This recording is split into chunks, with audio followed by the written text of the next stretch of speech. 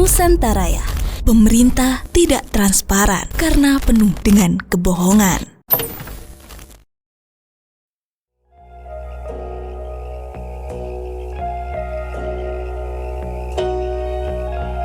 Alfredo dan Damar duduk bersama. "Abang sedang nonton sidang, ya?" tanya Damar melihat layar ponsel Alfredo yang masih terbuka. "Iya, sidang komisi pendidikan. Mereka membahas anggaran pelatihan guru daerah." "Oh iya, saya nonton juga minggu lalu. Tentang anggaran beasiswa daerah tertinggal," ujar Damar dengan mata berbinar. "Seru, karena langsung nyambung sama kegiatan sekolah saya." Alfredo tertawa kecil. "Jarang saya dengar remaja seumurmu tertarik nonton sidang." Damar mengerenyit. "Bukankah semua anak-anak di sini seperti itu? Lagi pula, kenapa tidak? Pemerintah di sini selalu terbuka. Semua kebijakan bisa kami akses. Semua anggaran bisa kami lihat. Bahkan bisa kami komentari di forum publik. Apapun yang mereka bahas pasti berkaitan dengan hidup kami juga." Ia menatap jalanan. "Makanya tidak terasa berat, karena sejak awal kami diajak ikut serta. Kami diajak memahami, tidak ada yang ditutup-tutupi." Alfredo mengangguk dalam diam. Di benaknya, kata transparansi berubah makna. Bukan sekedar jargon pemerintahan, tapi sebuah atmosfer, cara hidup, cermin kepercayaan antara pemimpin dan rakyatnya. "Tapi," gumam Alfredo lirih, "ada tempat yang pernah saya kunjungi di sana. Pemerintah tidak pernah transparan." Damar menoleh, heran. "Kenapa begitu?" "Karena sistemnya tidak efisien, tidak efektif. Pemerintah hanya seperti labirin. Banyak kementerian tumpang tindih, lembaga terlalu banyak, anggaran tidak jelas kemana, pejabat sibuk cari citra daripada menyelesaikan masalah." Ia melanjutkan, suaranya pelan tapi mantap. "Dan karena sistemnya kacau, mereka justru menyembunyikan segalanya. Transparansi dianggap ancaman, bukan tanggung jawab." Damar terdiam sebentar, lalu bertanya, "Kalau rakyat di sana tahu semuanya disembunyikan, mereka tidak marah?"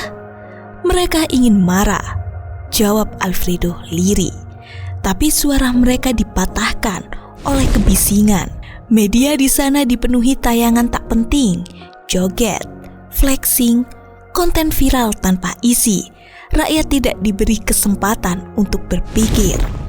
Damar mengernyit bingung. Pamer uang, joget tidak jelas. Untuk apa?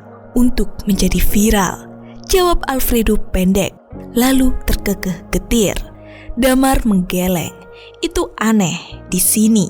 Jika seseorang mengunggah sesuatu yang tidak bermanfaat, orang-orang akan langsung bertanya, apa faedahnya? Bahkan, media sosial di sini lebih banyak dipakai untuk membagikan informasi kebijakan, diskusi publik, atau kabar komunitas." Damar melanjutkan, "Sejak kecil kami terbiasa menonton siaran sidang, membaca berita resmi, dan mendiskusikan keputusan pemerintah di sekolah. Karena itu, kami tidak merasa pembahasan tentang negara adalah sesuatu yang membosankan. Bukankah abang juga merasakan demikian?"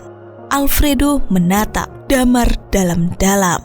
Remaja ini tumbuh dengan informasi yang jernih, bukan kabut propaganda dan konten kosong. Ia bukan produk dari sistem yang memanipulasi, tetapi hasil dari negara yang membina kesadaran sejak dini. "Jadi, kamu tahu siapa yang membuat program pelatihan sepak bola untuk remaja?" "Tentu saja," jawab Damar mantap. "Itu kebijakan dari Dirjen Pemuda dan Olahraga. Ia sebelumnya adalah pelatih nasional dan sekarang membuat program pengembangan olahraga komunitas di seluruh daerah." Alfredo tersenyum, namun di balik senyuman itu dadanya sesak Karena di satu tempat lain, di Nusantaraya, anak-anak seusia Damar hanya mengenal nama selebgram, bukan pejabat publik. Mereka lebih tahu tren viral ketimbang undang-undang yang mengatur hidup mereka. Kamu beruntung, Damar, ujar Alfredo lirih. Damar tersenyum bingung. Beruntung? Kenapa? Karena kamu tumbuh di negeri yang menganggap rakyat sebagai subjek, bukan objek, jawab Alfredo pelan. Damar tidak sepenuhnya memahami apa maksud Alfredo. Sebenarnya, apa yang dikatakan Damar juga sama seperti Alfredo kecil. Namun, ingatan itu terlupakan sejak ia berkunjung ke Nusantaraya. Inilah keindahan dari sebuah pemerintahan yang transparan. Rakyat tidak hidup dalam ketakutan akan rahasia, dan pemimpin tidak hidup dalam ketakutan akan ditanya. Tidak ada sandiwara karena tidak ada panggung. Yang ada hanyalah kepercayaan yang saling dibangun seperti matahari pagi yang datang tanpa perlu diumumkan. Alfredo menyandarkan punggung, menikmati detik-detik tenang itu.